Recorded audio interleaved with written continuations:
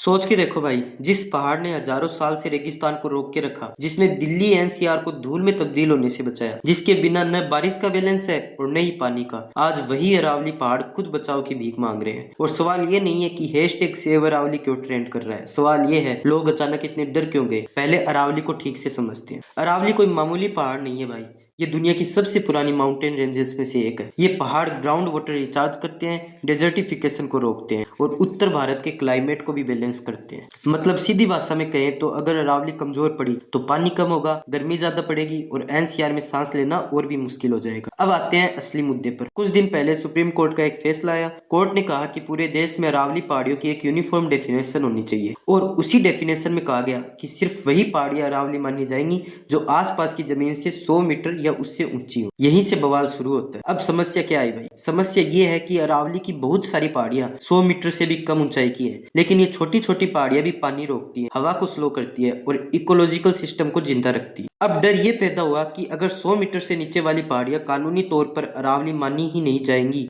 तो क्या वहां खनन होगा, क्या वहां कंस्ट्रक्शन खुलेगी? और इसी डर से सोशल मीडिया पर आग लगा दी, हैशटैग सेव अरावली ट्रेंड करने लगा। अब यहाँ कहानी दो हिस्सों में बट जाती है। एक तरफ वो लोग जो कह रहे हैं कि ये फैसला अरावली के लिए खतरे की घंटी है, छोटी पहाड़ियों को प्रोटेक्शन से बाहर कर दिया गया तो धीरे धीरे पूरी माउंटेन रेंज कमजोर हो जाएगी। दूसरी तरफ सरकार और इन्वायरमेंट मिनिस्ट्री कहती है कि भाई घबराओ मत, ये सिर्फ डेफिनेशन का मामला है। 90% से ज्यादा इलाका अभी भी प्रोटेक्टेड रहेगा, एनसीआर में माइनिंग नहीं होगी, वाइल्ड लाइफ एरियाज और फॉरेस्ट जोन सुरक्षित है। अब आम आदमी यहीं फंस जाता है। एक तरफ एक्सपर्ट्स डर दिखा रहे हैं, दूसरी तरफ सरकार कह रही है कि सब अफवाह है। तो सच्चाई क्या है? सच्चाई ये है कि सुप्रीम कोर्ट ने माइनिंग को खुली छूट नहीं दी है, लेकिन 100 मीटर वाली सीमा ने एक ग्रे एरिया जरूर बना दिया है। यानी आज नहीं पर कल अगर पॉलिटिक्स ढीली पड़ी तो छोटे छोटे इकोलॉजिकल हिस्से खतरे में आ सकते हैं। इसलिए लोग कह रहे हैं कानून में लूप होल मत छोड़ो। और देख भाई, ये लड़ाई सरकार बनाम जनता नहीं है, ये लड़ाई अवेयरनेस बनाम इग्नोरेंस की है। अगर अरावली सुरक्षित है तो सरकार को डाटा, मैप्स और साइंटिफिक रिपोर्ट्स के साथ ये बात जनता को साफ साफ बतानी चाहिए। और अगर कहीं सच में खतरा है तो हमें आंखें बंद करके भरोसा नहीं बल्कि सवाल पूछने चाहिए। अब सवाल आता है, हम एक आम नागरिक क्या करें? सबसे पहले